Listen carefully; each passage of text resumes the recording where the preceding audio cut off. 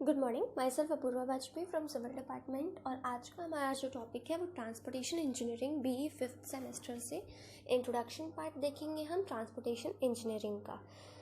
इसके पहले हमने TE1 पढ़ा था, ट्रांसपोर्टेशन इंजीनियरिंग 1, जिसमें हमने हाईवे ट्रांसपोर्टेशन के बारे में देखा था। नाउ बेसिकली ट्रांसपोर्टेशन होता क्या है, एक एफिशिएंट मेथड होता है किस चीज़ का, इकोनॉमिकल डेवलपमेंट और ग्लोबल नेशनली, मतलब कोई भी कंट्री हो इकोनॉमिकल डेवलप कब कहलाती है, जब उसका ट्रांसपोर्टेशन सिस्टम अच्छा रहे, है ना। उससे क्या होती है, इकोनॉमिक ग्रोथ होती है, ठीक है, बेटर ग्रोथ होती है। किसकी होती है? कंट्री की होती है।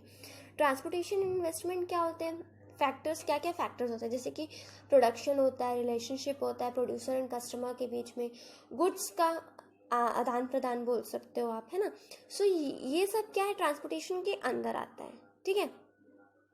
अब ट्रांसपोर्टेशन का क्या कंट्रीब्यूशन है इकोनॉमिक के डेवलपमेंट के लिए, तो क्या क्या कंट्रीब्यूशन हो गया आपका। पहला हो गया नेटवर्क इफेक्ट्स, दूसरा हो गया परफॉर्मेंस इम्प्रूवमेंट, तीसरा हो गया रिलेटेबिलिटी, चौथा हुआ market size access to wider market, है ना, एंड फिफ्थ हो गया प्रोडक्टिविटी।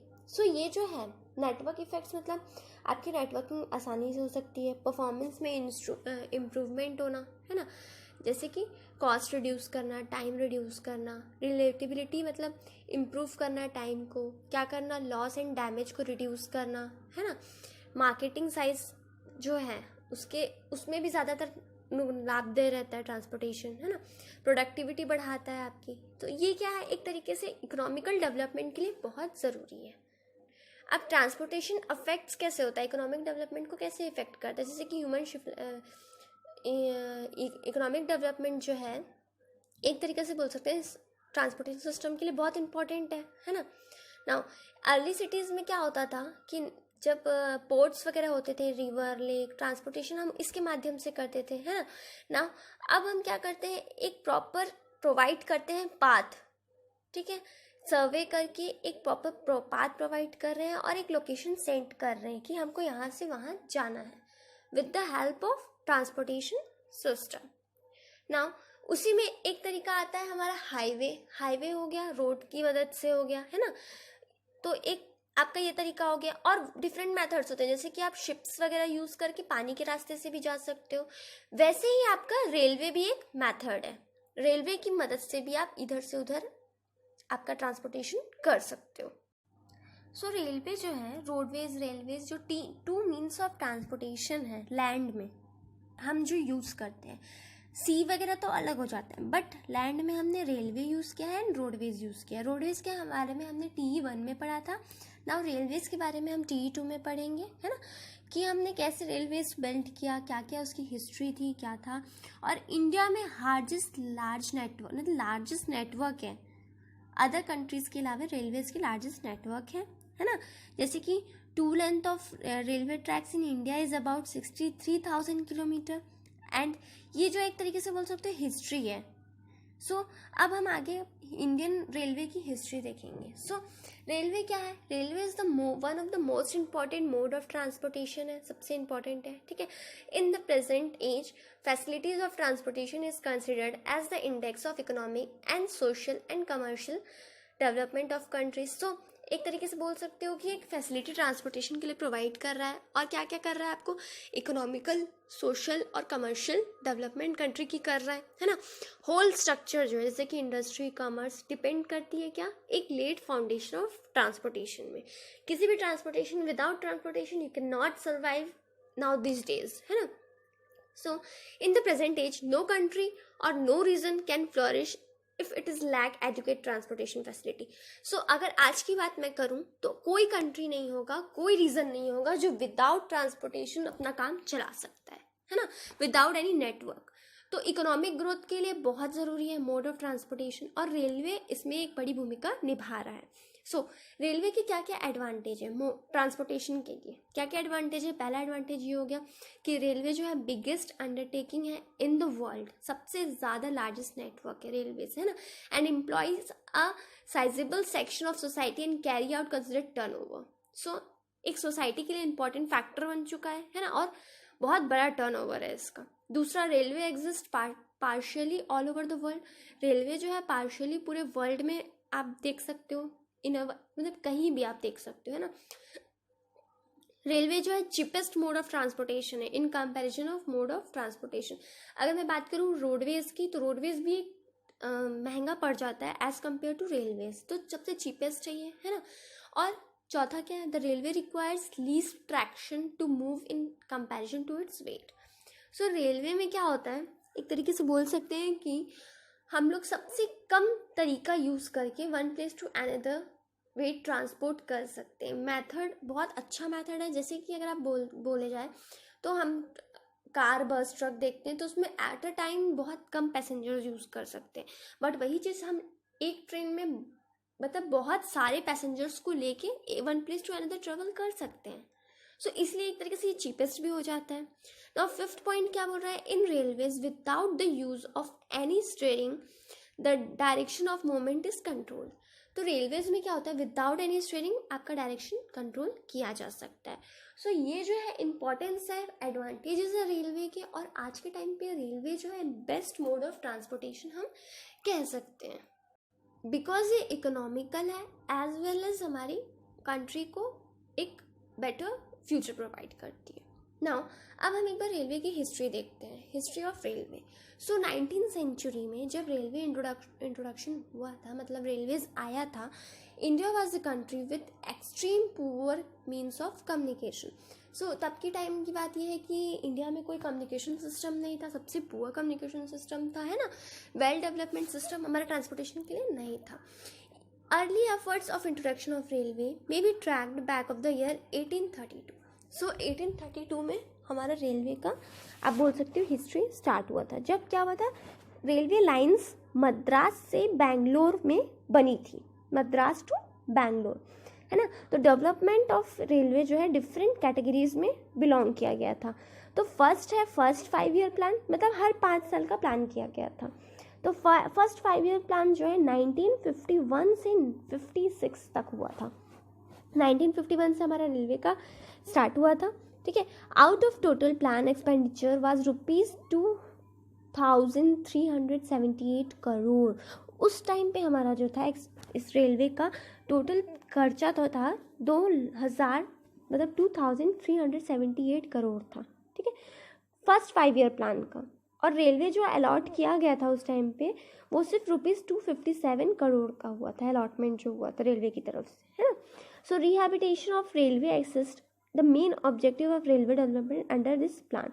सो अब क्या हुआ था, एक नया प्लान चालू किया गया था कि रेलवे का डेवलपमेंट किया जाएगा। तो इसी को हमने क्या किया था, फर्स्ट प्लान कहा था, ठीक है, फर्स्ट 5 ईयर प्लान, ठीक है। इसमें क्या हुआ था, टाटा इंजीनियरिंग और मोटिव्स बूस्टेड अप, ये सब जो है वर्क किए थे दीज ईयर्स में, है ना। स्टेशन एंड रेलवे फैसिलिटीज़ को इम्प्रूव किया गया था इस टाइम पे ना। उसके बाद हमारा क्या, फिर हमने किससे इंट्रोड्यूस हुआ, सेकेंड 5 ईयर प्लान से, जो 56 से 61 में हुआ। द सेकेंड 5 ईयर प्लान जो हमको 896 करोड़ का प्रोवाइड किया गया था डेवलपमेंट ऑफ इंडियन रेलवेज के लिए, है ना। और इसका जो खर्चा था 4800 करोड़ के अकॉर्डिंग था, बट हमें प्रोवाइड सिर्फ 896 करोड़ किया गया था। नई लाइंस बनाई गई, है ना, new locomotives, passenger coaches place किए गए लाइन में, है ना। इलेक्ट्रिफिकेशन किया गया रेलवे को सेकेंड प्लान के अकॉर्डिंग। फिर ट्रैफिक ओपन किए गए, फाउंडेशन जैसे कि ब्रह्मपुत्र ब्रिज जो है वो तब उसका फाउंडेशन लेट किया गया था, कब, सेकंड प्लान के टाइम पे, ब्रह्मपुत्र रिवर का जो ब्रिज बना था, ठीक है।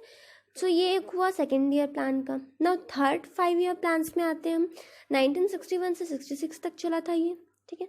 इसका जो था टोटल सम 1470 करोड़ का था, और सिर्फ रेलवे ने इन्वेस्ट किया था इतना, और इसका टोटल जो था 7500 करोड़ इसमें लागत लगनी थी, ठीक है। द प्लान प्रोवाइड्स मतलब लोकोमोटिव्स, फिर इसमें हमको वैगन्स, लोकोमोटिव्स ये सब की ज़रूरत पड़ी, कोचिंग व्हीकल्स। सो 2070 लोकोमोटिव्स, 1,57,000 जो था वैगन्स की ज़रूरत पड़ी। ये था आपका थर्ड ईयर प्लान, जिसमें हम रूट डिसाइड हुए थे क्या, जैसे कि इलेक्ट्रिफिकेशन के लिए 2400 रूट किलोमीटर्स डिसाइड किए थे, लेंथ डिसाइड हुई थी, नई लाइन फिर से बिछाई गई थी, है ना। स्टाफ क्वार्टर बनाए गए थे, ब्रिजेस, रेलवे स्टेशंस, फिर से इसकी फैसिलिटीज़ ठीक की गई। वैसे ही फिर हमारा क्या आया, fourth 5 year plan. Fourth 5 year plan में क्या हुआ आपका, ये जो था twin objective modernisation of railway and improvement of railway के अकॉर्डिंग ध्यान दिया गया। मतलब इसमें और कैसे हम इम्प्रूव कर सकते हैं रेलवे को, इसका ध्यान दिया गया था। इसका जो सम आपको रेलवे की तरफ से हमें मिला था वो 1550 करोड़ था, है ना। 6.6% अलॉट हुआ था डेवलपमेंट के लिए, और एक्सपेंडिचर जो टोटल था 15,900 करोड़ लगा था। और इसके मदद से हमने और अच्छा इसमें कंस्ट्रक्शन करने की कोशिश की थी। क्या चीज़ के लिए, फोर्थ 5 ईयर प्लान के लिए। वही रेलवे लाइन, रेलवे स्टेशन, नई लाइन बिछाना, यही किया गया था। फिर फिफ्थ 5 ईयर प्लान हुआ था 1974 से 1978 तक। इसके मेन ऑब्जेक्टिव क्या थे कि वो रैपिड ट्रांसपोर्टेशन सिस्टम, मतलब एक मेट्रोलाइजेशन करें, मतलब मेट्रो सिटीज़ के लिए कैसे आपका रैपिड ट्रांसपोर्टेशन हो सकता है, इम्प्रूवमेंट कैसे हो सकती है, फाइनेंशियल उसकी कॉस्ट कैसे रिड्यूस कर सकते हैं हम लोग टेक्निक्स के, है ना। रिसोर्स, नए नए रिसोर्स लाए गए थे, नए नए अचीवमेंट्स किए गए थे रेलवे इक्विपमेंट्स के लिए, है ना। और बहुत बड़ा रोल प्ले किया था 2 ईयर्स के लिए। फॉर 2 ईयर्स इंट्रोड्यूस हुए थे, जिसमें क्या हुआ था, रेलवे कंटिन्यू कर रहा था फिफ्थ प्लान को। कितना उसका सम था 185 करोड़ का अलॉट हुआ गया था उस टाइम पे, है ना। उसके बाद 6th 5 ईयर प्लान आता है आपका। 6th 5 ईयर प्लान 1980 से 1985 तक हुआ था, है ना। ये वेरियस टाइप्स ऑफ रिसोर्सेज के लिए किया गया था, है ना। Was drawn up considering various resources, heavy backlogs of appear of renewal asset like wagon. तो अब क्या किया गया इसमें, हैवी जैसे कि आपके हो गए वैगन्स, ट्रैक्स, ये सब का नया तरीका। जैसे कि पहले आप बोल सकते हो लकड़ी की पटरी चलती थी, लेकिन अब क्या हुआ, आयरन की पटरी आने लगी। मतलब वही चीज़ों को नया करा गया, रिसोर्स को नया किया गया, है ना। तो रिहैबिटेशन हुआ, फिर से नया चीज़ें लाई गई। फिर हमें कुछ सम लगा, जैसे कि 5100 करोड़ का अलॉट हुआ, लेकिन 97,500 टोटल उसका था पब्लिक सेक्टर्स में, है ना। सो ये जो है कैसे साल दर साल नया चीज़ों को लाया गया रेलवेज में। वैसे ही 7th 5 ईयर प्लान हुआ 1985 से 1990 तक।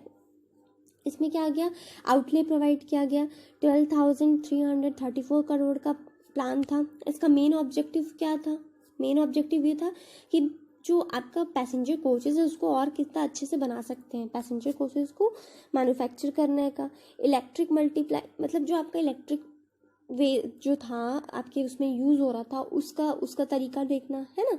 अपग्रेडिंग कम्युनिकेशन नेटवर्क, कैसे हम अपग्रेड कर सकते थे उसका ध्यान रखना। ट्रैक्स रिन्यूअल, वही सेम चीज़ की ट्रैक को रिन्यू करना था। नाउ फिर इसके बाद आता है 8th 5 ईयर प्लान 1992 से 1997 तक किया गया था ये। इसमें क्या किया था, एक प्रोवाइड किया गया था, क्या लेआउट प्रोवाइड किया था 27,220 करोड़ का हुआ था। ये 8th प्लान पीरियड था। इसमें क्या हुआ, मॉडर्नाइजेशन हुआ, कॉस्ट को रिड्यूस किया गया, और तरीका MG, मतलब एक होता है नैरो गेज, मिडिल गेज, और मतलब नैरो गेज था कि छोटी पटरियाँ, है ना। वैसे ही ब्रॉड गेज था, बड़ी पटरियाँ। तो इनका उस टाइम पे चेंजेस हुआ कि नैरो गेज को हटा के हम कैसे ब्रॉड गेज यूज़ कर सकते हैं। सो इसमें इम्प्रूवमेंट किया गया था, और मैन पावर की प्रोडक्टिविटी में इम्प्रूवमेंट किया था। वैसे ही 9th 5 ईयर प्लान 1997 से 2002 तक आया, जिसमें 45,413 करोड़ तक यूज़ किया गया था। इसमें क्या क्या किया गया, रेल ट्रांसपोर्टेशन की कैपेबिलिटी देखी गई, है ना। पैसेंजर कितने हो रहे हैं वो देखा गया, मॉडर्नाइजेशन हुआ, सेम चीज़ें हुई। ऐसा नहीं है कि कुछ, जैसे कि इंट्रोडक्शन हुआ, किस चीज़ का इंट्रोडक्शन हुआ, 4000 हॉर्स पावर का डीजल जो लोकोमोटिव के लिए यूज हो रहा था, तो 6000 हॉर्स पावर इलेक्ट्रिक लोकोमोटिव्स का इंट्रोडक्शन किया गया। कैसे हम उसकी पावर बढ़ा सकते हैं, कैसे हम उसको सही कर सकते हैं। वैसे ही 10th 5 ईयर प्लान हुआ है 2002 से 2007 तक के लिए हुआ था ये। इसमें चीज़ों को और अच्छे से देखा गया। और फिर 11th 5 ईयर प्लान हुआ जो 2007 से 2012 तक चला। इसमें भी कुछ सुधार की गई, प्रोडक्शन इम्प्लीमेंट रैपिड कैसे चल सके, कैसे कैसे छोटी जगहों में हम अच्छे से पहुंचा सकें सिस्टम्स, मतलब रेलवे ट्रैक्स को। सो ऐसे साल दर साल हर 5 साल में इन चीज़ों को रैपिडली ग्रोथ करते गए। सेम चीज़ें, कोई डिफरेंट नहीं है, सेम चीज़ें हमें लिखनी है, बट हाँ कुछ हर साल कुछ नया इम्प्लीमेंट किया गया था। सो ये जो है 11 5 ईयर प्लान थे जो 2012 तक चले हमारे इंडियन रेलवे को सही करने के लिए। एक हिस्ट्री है इंडियन रेलवे की जिसमें हमने कैसे इंडियन रेलवे को एक ऊंचाइयों तक पहुंचाया है उसके बारे में बताया गया। नए नए प्लांट इम्प्लीमेंट किए, क्या क्या प्रोडक्शन की और क्या क्या बेटर वेज हमने फाइंड आउट किए। किस चीज़ के लिए? अपने इंडिया के इकोनॉमिक मतलब अपने इंडिया के रेलवे ग्रोथ के लिए। ठीक है। सो छोटी से छोटी जगह में इस बातों का ध्यान रखा गया था, कैसे हम इसको इम्प्रूव कर सकते हैं। सो आज का टॉपिक हमारा यहीं तक था। नेक्स्ट लेक्चर में हम रोड के कैरेक्टरिस्टिक्स के बारे में डिस्कस करेंगे। सो आज का हमारा जो टॉपिक था history and railway transportation basically होता क्या है इसके बारे में आज हमने जाना है, एंड ट्रांसपोर्टेशन क्यों इम्पॉर्टेंट है। Thank you.